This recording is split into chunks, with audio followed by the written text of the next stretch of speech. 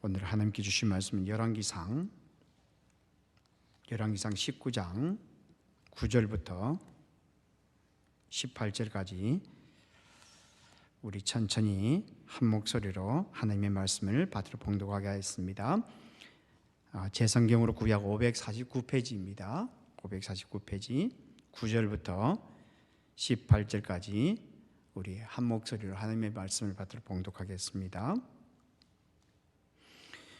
엘리야가 그곳 굴에 들어가 거기서 머물더니 여호와의 말씀이 그에게 임하여 이르시되 엘리야야 네가 어찌하여 여기 있느냐. 그가 대답하되 내가 만군의 하나님 여호와께 열심히 유별하오니 이는 이스라엘 자손이 주의 언약을 버리고 주의 제단을 헐며 칼로 주의 선지자들을 죽였음이오며 오직 나만 남았거늘 그들이 내 생명을 찾아 빼앗으려 하나이다. 여호와께서 이르시되 너는 나가서 여호와 앞에서 산에 서라 하시더니 여호와께서 지나가시는데 여호와 앞에 크고 강한 바람이 산을 가르고 바위를 부수나 바람 가운데에 여호와께서 계시지 아니하며 바람 위에 지진이 있으나 지진 가운데에도 여호와께서 계시지 아니하며 또 지진 후에 불이 있으나 불 가운데에도 여호와께서 계시지 아니하더니 불 후에 세미한 소리가 있는지라. 엘리야가 듣고 겉옷으로 얼굴을 가리고 나가 굴 어귀에 서매 소리가 그에게 임하여 이르시되 엘리야야 네가 어찌하여 여기 있느냐. 그가 대답하되 내가 만군의 하나님 여호와께 열심히 유별하오니 이는 이스라엘 자손이 주의 언약을 버리고 주의 제단을 헐며 칼로 주의 선지자들을 죽였음이오며 오직 나만 남았거늘 그들이 내 생명을 찾아 빼앗으려 하나이다. 여호와께서 그에게 이르시되 너는 내 길을 돌이켜 광야를 통하여 다메섹에 가서 이르거든 하사엘에게 기름을 부어 아람의 왕이 되게 하고 너는 또 님시의 아들 예후에게 기름을 부어 이스라엘의 왕이 되게 하고 또 아벨 무홀라 사바스의 아들 엘리사에게 기름을 부어 너를 대신하여 선지자가 되게 하라. 하사엘의 칼을 피하는 자를 예후가 죽일 것이요 예후의 칼을 피하는 자를 엘리사가 죽이리라. 그러나 내가 이스라엘 가운데에 7,000명을 남기리니 다 바알에게 무릎을 꿇지 아니하고 다 바알에게 입맞추지 아니한 자니라. 아멘. 얼마 전에 참 인상적인 짧은 글을 하나 읽었습니다. 그 글의 제목이 일몰 속에서 내일의 일출을 바라봅니다. 인몰 속에서 내일의 일출을 바라봅니다 라는 것이었습니다. 이 글은 어느 교수님께서 한국에 있는 유명한 유적지를 이렇게 역사적인 곳을 이렇게 다니면서 관광을 하면서 깨달은 지혜들을 가지고 글을 썼는데 그 글 중에 하나입니다. 그 속에 이런 이야기를 하고 있습니다. 이번이 어느 해 연말이었던 것 같아요. 연말에 강화도 서쪽에 있는 그 하일리라는 지역을 여행하게 되었던 것 같습니다. 하일리, 좀 이름 특이하죠. 이 하일리라는 이 지역은 그 저녁 노을이 아주 유명한가 봅니다. 그래서 이 노을이라는 이 단어가 하일리라는 이름에 들어갈 정도로 아주 유명한 곳인 것 같습니다.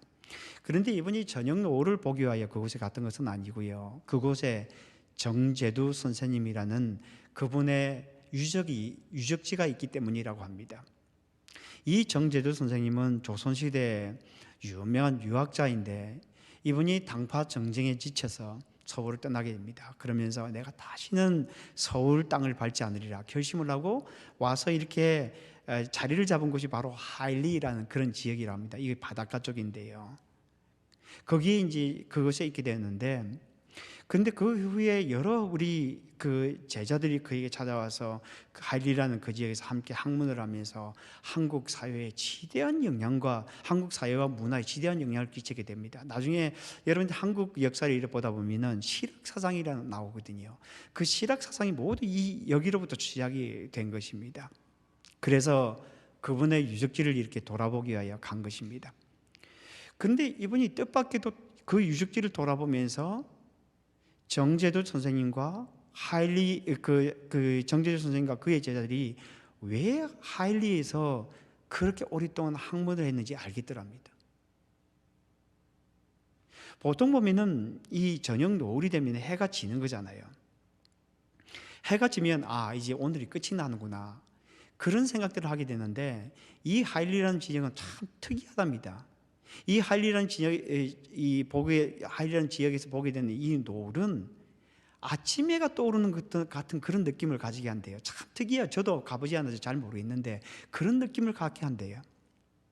그러면서 이 작가가 하는 말이, 정제도 선생님과 그리고 그의 제자들이 그곳에서 학문을 하면서 그 매일 아침 매일 저녁마다 그 보게 되는 그 저녁 노을 속에 담겨진 아침을 매일 보지 않았을까. 그래서 어려운 가운데서도 그렇게 오랜 그 역사적인 학문적인 전통을 묵묵히 이어나가지 않았을까. 250년 동안 말입니다. 그 아침 저녁 노을을 바라보면서 말입니다.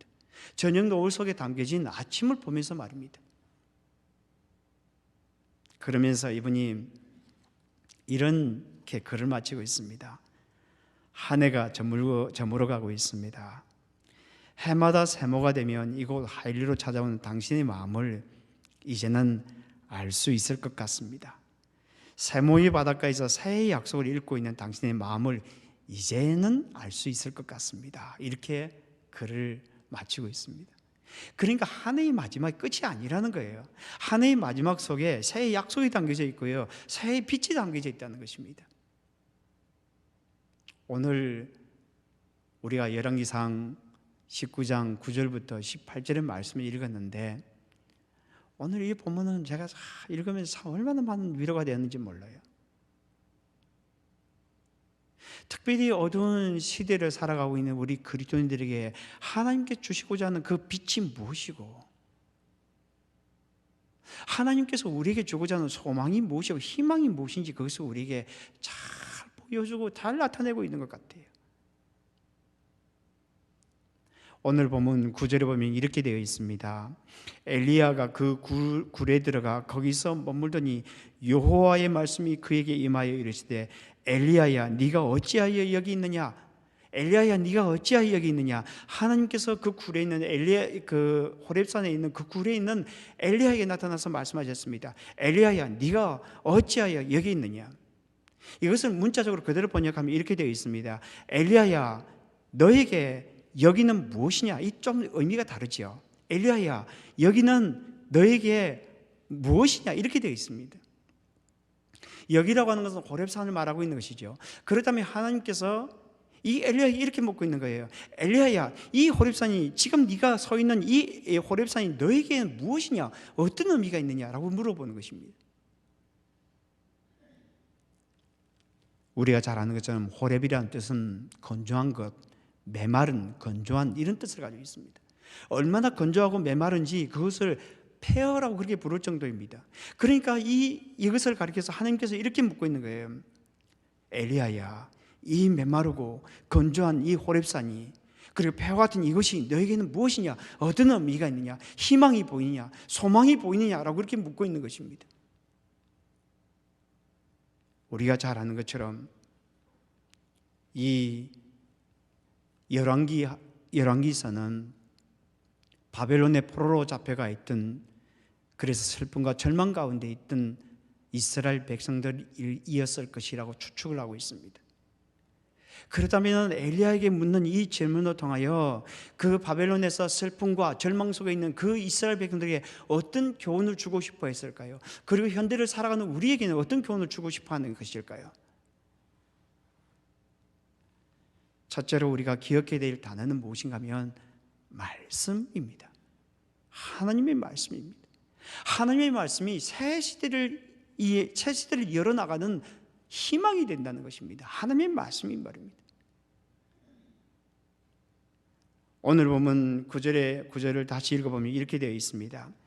엘리야가 그곳 굴에 들어가 거기서 머물더니 여호와의 말씀이 그에게 임하여 이르시되 엘리야야 네가 어찌하여 여기 있느냐.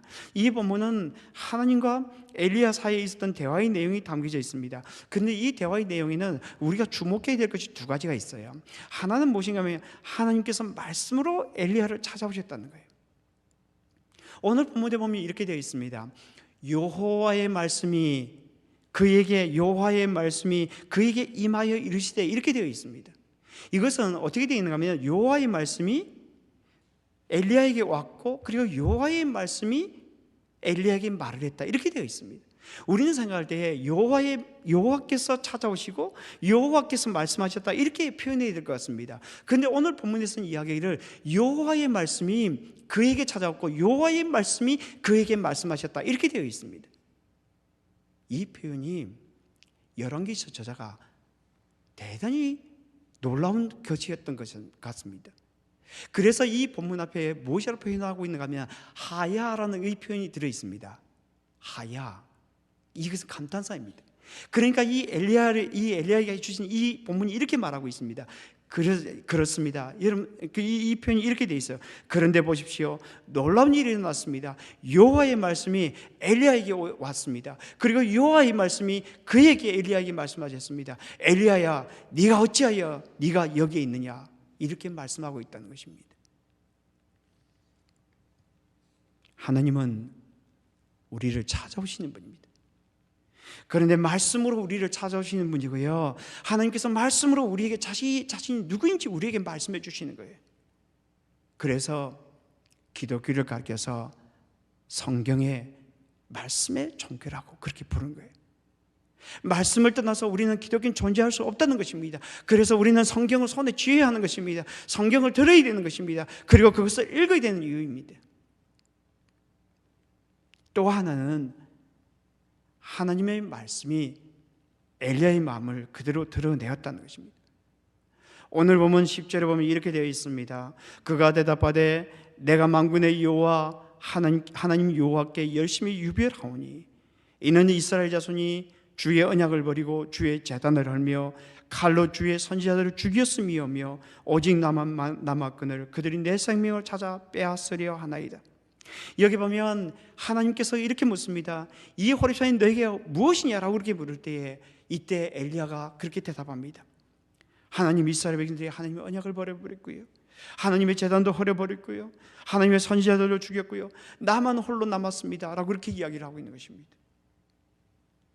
하나님의 말씀이 자신에게 임할 때에 엘리야는 아무것도 숨기지 않았습니다.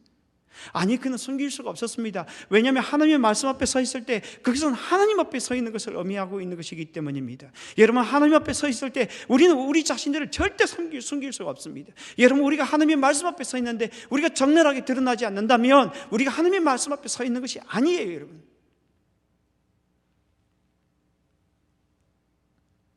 여러분 다윗을 보십시오.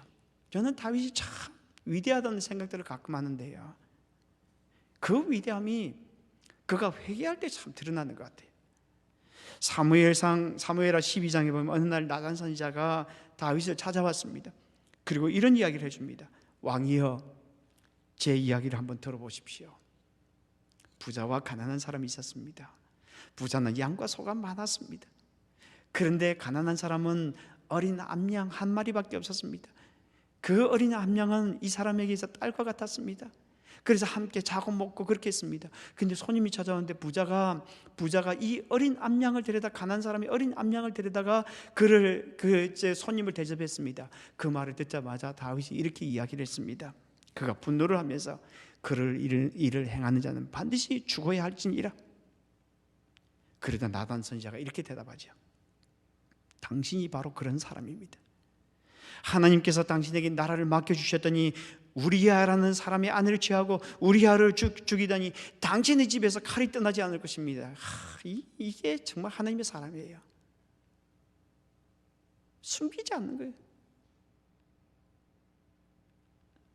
그러자 다윗이 어떻게 반응했습니까? 내가 여호와께 죄를 범하였노라. 딱 한마디만 했습니다. 내가 여호와께 죄를 범하였노라.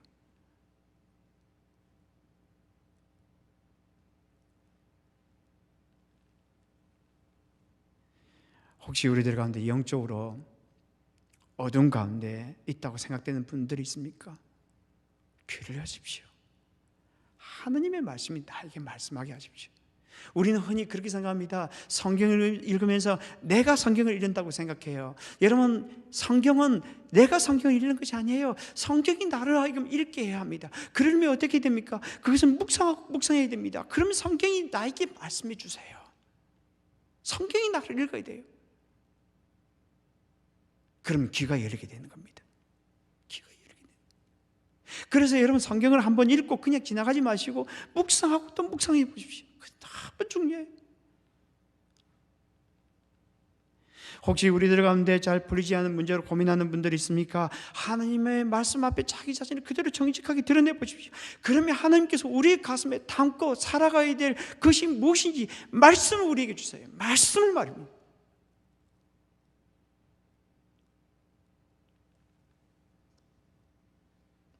그런데 왜 여기에서 열왕기 저자가 여호와의 말씀이 엘리야를 찾아오고 여호와의 말씀이 그에게 말씀했다고 그렇게 이야기할까요?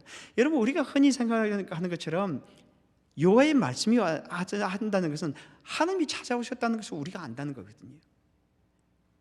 그러면 저자가 이야기할 때 그냥 여호와께서 엘리야에게 왔고 그리고 여호와께서 말씀하셨다, 그렇게 평범하게 표현해도 됩니다. 그런데 왜 이렇게 표현하고 있을까요? 단적으로 말하자면 여호와의 말씀을 들으라는 거예요. 그리고 그분 앞에 침묵하라는 것입니다. 그럴 때 희망이 보이게 되고요, 그럴 때 소망이 보이게 된다는 것입니다. 오늘 보면 11절과 12절을 보십시오. 이렇게 되어 있습니다. 여호와께서 이르시되 너는 나가서 여호와 앞에서 산에 서라 하시더니 여호와께서 지나가시는데 여호와 앞에 크고 강한 바람이 산을 가르고 바위를 부수나 바람 가운데 여호와께서 계시지 아니하며 바람 후에 지진이 있으나 지진 가운데에도 여호와께서 계시지 아니하며 또 지진 후에 불이 있으나 불 가운데도 여호와께서 계시지 아니하더니 불 후에 세미한 소리가 있는지라. 하나님께서 엘리야에게 동굴 앞에 나가서 서라고 그렇게 이야기했습니다. 그때 일어난 일에 대하여 이 본문이 자세하게 설명을 하고 있는데요, 근데 여기에 참 재미있는 것이 두 가지가 있어요. 하나는 무엇인가 하면 세미한 소리가 있었다는 겁니다. 오늘 본문에 보면 세미한 소리라고 되어 있죠. 이것을 사실 번역하기 어려운 내용입니다. 문자 그대로 표현하자면 소리, 작은 침묵, 세미한 침묵 이렇게 되어 있어요. 그래서 이것을 어떻게 번역이 될지 잘 몰라서 그냥 세미한 소리라고 되어 그렇게 번역한 것 같습니다. 이것을 그냥 풀어서 표현해보면 이런 거예요. 소리가 있는 것 같은데 소리가 잘 안 들린다. 근데 침묵이라고 하기에는 무엇인가 소리가 있는 그런 상태, 그런 것을 표현하고 있는 것입니다. 하나님의 말씀이 그렇게 들린다는 거예요. 소리가 있는 것 같은데 뭔가 잘 안 들리는 것 같아요. 그런데 침묵이라고 하기에는 아무 소리가 안 들린다고 하기에는 또 소리가 들리는 거예요. 그것이 세미한 소리라는 거예요. 그것이 하나님의 말씀이에요.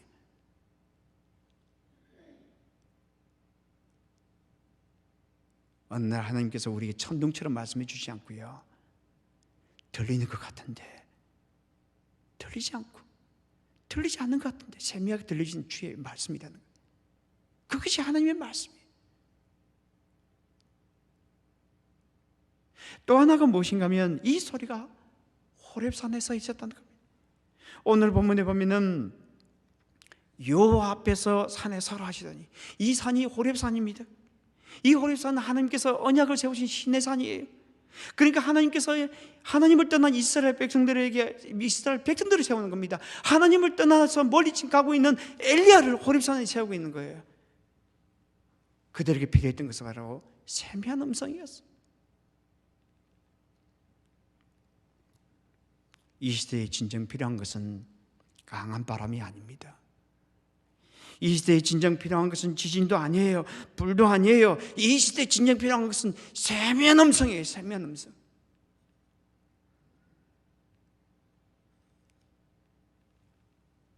들리는 것 같은데 들리지 않고 침묵하기 전에 세미한 음성, 침묵해야만 들리는 소리, 그 말씀이 이 시대에 필요합니다. 저는 이 말씀을 대하면서 그런 생각들을 했어요.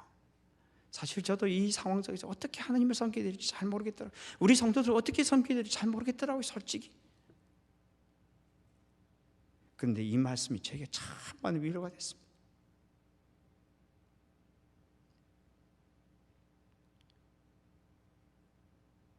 진정한 희망이 무엇인지 아십니까? 말씀이에요. 말씀 앞에 서는 겁니다. 침묵하고 서는 겁니다. 그러면 우리에게 주시는 그 세미한 음성, 들리는 것 같은 들리지 않고 들리지 않는 것 같은 들리는 그 말씀, 그것이 우리의 영혼을 솟아있게 하고 우리 시대를 열어나가는 그런 그 힘이 된다는 것입니다.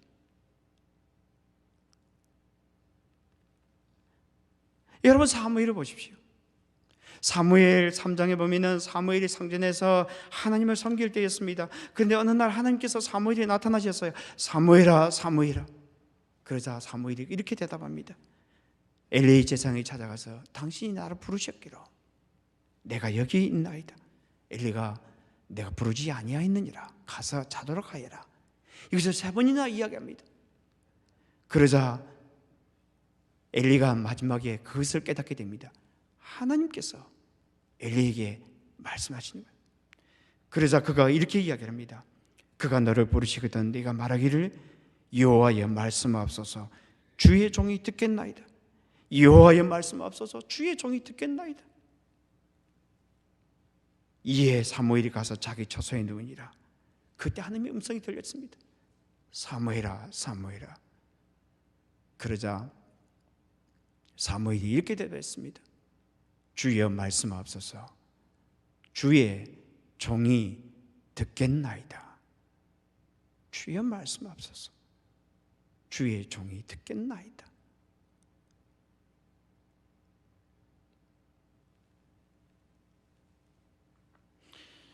지난주에 저는 여러분들과 함께 하나님 앞에 서기 운동을 제안을 했었습니다.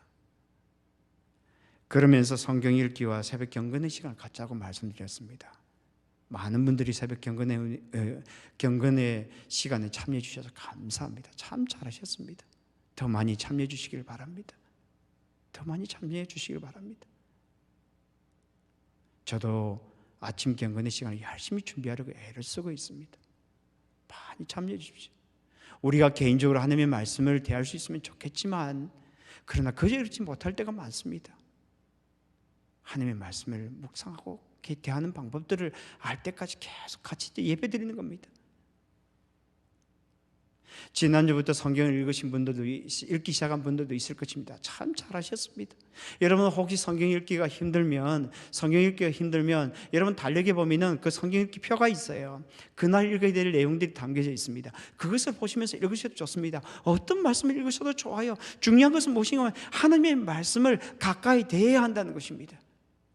혹시 말씀은 지난주부터 성경을 듣기를 시작한 분들도 계실 것입니다. 참 잘하셨습니다. 참 잘하셨습니다. 여러분 유튜브를 들어가 보십시오. 성경을 읽어주는 프로그램들이 너무너무 많아요. 성경을 그냥 읽어줘요. 읽어만 줍니다. 요즘은 성경을 대하기를 원한다면 방법은 참 많습니다. 참 잘하고 계십니다. 여러분 그렇게 하십시오. 그런데 중요한 것은 무엇인가 하면 예배 드린 후에 성경 읽고 난 후에 성경을 듣고 난 후에 침묵하는 겁니다. 그리고 하나님 앞에 물어보는 겁니다. 하나님, 오늘 제가 이 말씀을 붙들고 어떻게 살아가야 될까요? 저에게 말씀해 주옵소서. 우리에게 필요한 것은 침묵이에요. 침묵이에요.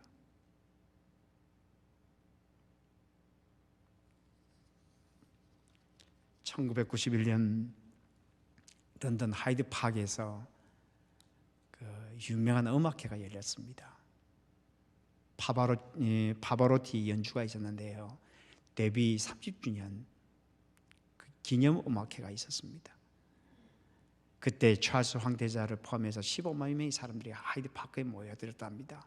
엄청난 사람들이 모여들었던 거죠.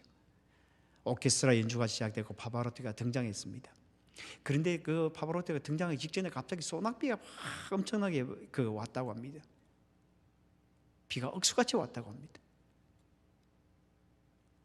그런데 파바로티가 등장하기 직전, 그 앞에 나오기 직전에 갑자기 파바로티가 등장하자 놀라운 일이 일어났다고 합니다. 모든 사람들이 자기 우산을 접었다고 합니다. 왜냐하면 빗소리 때문에 파바로티의 그 노래소리를 듣지 못하게 하여 모두가 그렇게 우산을 접었다고 합니다. 지금은 우리가 진정 침묵해야 할 때입니다. 지금은 하나님의 음성을 들어야 될 때입니다. 말씀 있으면 우리 영혼은 실패하지 않습니다. 말씀 있으면 그 교회가 살아납니다. 아무리 어두운 시대 속에 있다 하더라도 이 말씀이 제게 큰 소망이 되었습니다. 또 하나 우리가 기억해야 될 것은 무엇인가 하면 사람입니다. 하나님은 사람을 통하여 새로운 시대를 열어나간다는 겁니다. 오늘 보면 15절부터 17절에 보면 이렇게 되어 있습니다. 여호와께서 그에게 이르시되 너는 내 길을 돌이켜 광야를 통하여 다메섹에 가서 이르거든 하사엘에게 기름을 부어 아람의 왕이 되게 하고 너는 또 님시의 아들 예후에게 기름을 부어 이스라엘의 왕이 되게 하고 또 하벨 무올라 사바스의 아들 엘리사에게 기름을 부어 너를 대신하여 선지자가 되게 하라. 하나님께서 세 사람을 세웁니다. 한 사람은 하사엘을 세웁니다. 하사엘을 통하여서 아람 왕이 되게 합니다. 그리고 예후를 세워서 북이스라엘 왕이 되게 합니다. 그리고 엘리사를 세워서 엘리야를 대신할 선지자가 되게 합니다. 왜 이렇게 하나님께서 세 사람을 세우실까요? 하나님은 사람을 통하여 역사하신다는 겁니다. 어떤 사람입니까? 하나님께서 세우신 사람이에요. 하나님께서 세우십니다. 어두운 시대 지나가도 하나님께서 사람을 세워 나가십니다. 그러니까 아무리 어두운 시대 속에 살아가도 하나님은 사람을 세워 나갔는데 그 사람이 때로는 인간이 너무 연약합니다. 때로는 저 사람이 저런 일을 할 수 있겠나라고 생각하는 그 사람을 통해 하나님께서 역사해 나간다는 것입니다. 그래서 사람이 하나님의 희망입니다. 그래서 사람이 하나님의 소망입니다. 근데 참 놀라워요. 하나님께서 역사하시는 방법을 보면 놀랍습니다. 여러분, 저는 시간이 감이 갈수록 그것을 발견하게 되는데 놀랍게도 하나님께서 사람을 적절한 데 세우십니다. 딱 맞게 말입니다. 그래서 저는 깜짝깜짝 놀랄 때가 있습니다. 그렇게 일부러라도 그렇게 할 수 없는데 말입니다. 하나님께 그렇게 열어나가신. 그런데 왜 이렇게 하나님께서 이렇게 사람들을 세우시고 그들을 통해 역사해 나가실까요? 하나님은 그냥 하실 수 있는 분이잖아요. 왜 그렇게 하실까요? 하나님의 하나님 되심을 드러내고자 하는 것입니다. 그들을 통하여 진짜 하나님을 통해 하나님이 진짜 하나님이심을 드러내기 위함입니다. 누구를 통하여 말입니까? 하나님께서 세우시는 사람들을 통하여 그것을 드러내고자 합니다. 오늘 보면 18절을 보십시오. 이렇게 되어 있습니다. 그러나 내가 이스라엘 가운데에 7,000명을 남기리니 다 바울에게 무릎을 꿇지 아니하고 다 바울에게 입맞추지 아니한 자니라. 여기 보면 하나님께서 7,000명의 사람들을 남기겠다고 이렇게 말씀하는 것 같습니다. 그런데 이 본문은 원래는 완료형으로 되어 있습니다. 그러니까 하나님께서 이미 7,000명의 사람들을 남기셨다는 거예요. 하나님께서 이미 역사하고 계신다는 겁니다. 하나님께서 어두운 가운데서도 하나님께서 사람을 세워 나가신다는 겁니다. 결국 하나님께서 사람을 통해 역사하시는데 그것을 통해 무엇을 보고자 하는가 하면 하나님의 나라는 하나님께서 세워 나가신다는 거예요.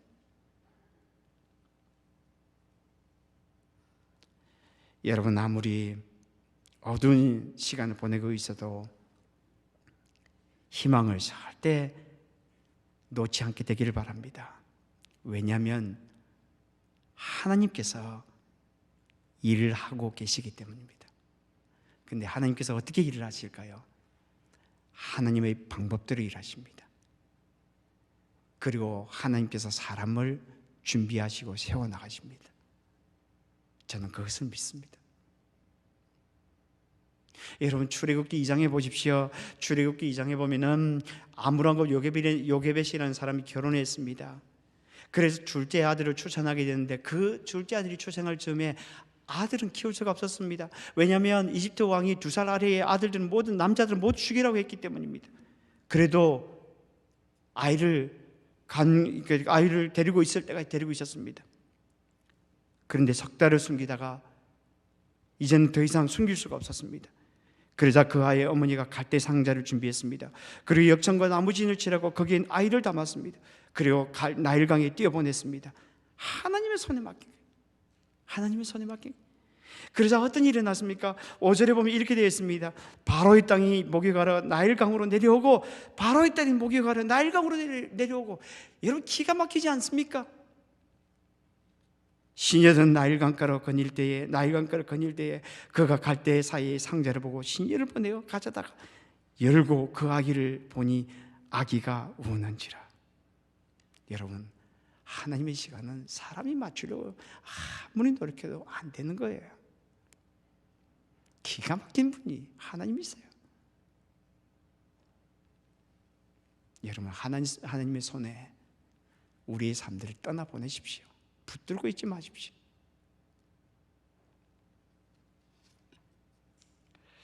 어느 목사님께서 이런 간증을 하는 바를 제가 들은 바가 있습니다. 이분이 신학교를 들어가면서 사모님과 약속을 했대요. 이제 우리 명의로 된 집도 갖지 말고 돈을 모으는 통장도 갖지 맙시다. 다 이렇게 하라는 것은 아닙니다. 그런데 이분이 그렇게 약속을 했다예요. 왜냐하면 사업을 하면서 늘 그런 생각들을 했대요. 너무 자기가 평생 돈에 쫓겨 다니는구나 하는 것을 고백하면서 신학교에 들어갈 때 그 모든 것을 포기를 했대요. 그러니까 하나님께서 특별히 이 두 분에게 허락해 주신 그 은혜였던 것 같습니다. 그래서 두 분이 약속을 했대요. 그런데 그렇게 말을 하자고 하자마자 사모님께서 목사님께 한 가지 질문했다고 합니다. 여보, 오늘 내가 지난 몇 년 동안 저축을 했던 적금을 놓았던 것이 있는데 내일 그것을 찾는 날이에요. 그러면 그 적금을 그 안에 포함시킬까요? 아니면 우리가 쓰고 이것은 우리가 쓰고 내일부터 시작을 할까요? 그렇게 물었습니다. 여러분은 어떻게 하시겠어요? 그러자 목사님께서 우리 결심을 했으니 그것도 포함시킵시다. 그 아내가 다시 물었습니다. 그러면 이것을 가지고 어떻게 하면 좋겠습니까? 그러니까 목사님께서 신학교에 보냅시다. 그래서 등록금을 내지 못하는 우리 신학생들에게 돕는 그런 돈으로 사용합시다. 그러면서 이 목사님께서 이렇게 말씀하셨습니다. 저는 어느 학생이 장학금을 받았는지 모릅니다. 그런데 그때 그 학기에 등록금을 받았던 몇 학생들을 생각해 보십시오. 자기네들의 등록금을 위해서 하나님께서는 한 여인으로 하여금 그들이 신대원에 입학하기 전부터 적금을 들게 하셨습니다. 그리고 등록금 때문에 학업을 중단하게 되었을 때 한치의 오차도 없이 나의 아내가 들었던 적금을 통하여 학업을 계속하게 하셨습니다. 우리 주님은 이런 분이십니다. 이 사실을 알면 내 주머니가 비어 있어도 내 배가 주려도 아침에 일어나서 눈을 떴다는 것 자체부터 내 삶은 신비가 되는 것입니다. 하루 종일 신비입니다. 이 사실을 알 때부터 우리의 삶은 내적 힘을 가집니다. 선한 싸움에서 이길 수 있습니다. 믿음을 지킬 수 있습니다. 달려갈 길을 달려갈 수 있습니다.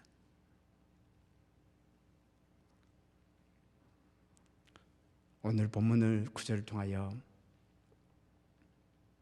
하나님께서 엘리야에게 그렇게 물었습니다. 엘리야야, 내가 어찌하여 여기 있느냐? 엘리야야, 어찌하여 내가 여기 있느냐? 하나님께서 그렇게 묻고 있습니다. 여기 서 있는 이곳이 너에게는 어떤 의미가 있느냐? 너에게 희망이 보이고 소망이 보이느냐? 그러면서 하나님께 두 가지 답을 하십니다. 하나님께 두 가지 답을 하세요. 하나는 말씀이 소망이다, 말씀이 희망이다라는 것입니다.